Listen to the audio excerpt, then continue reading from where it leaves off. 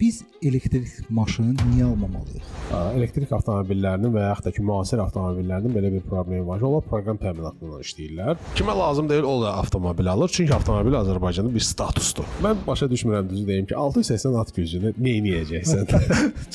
Həqiqətən çox. Bu sürət çox təhlükəlidir. Bəli. İnsanlar bəzən 60 km/saata çox sadə baxırlar. Almaniyada bəzi şoselərdə sürət həddi yoxdur. Mənə dedi ki, getdik.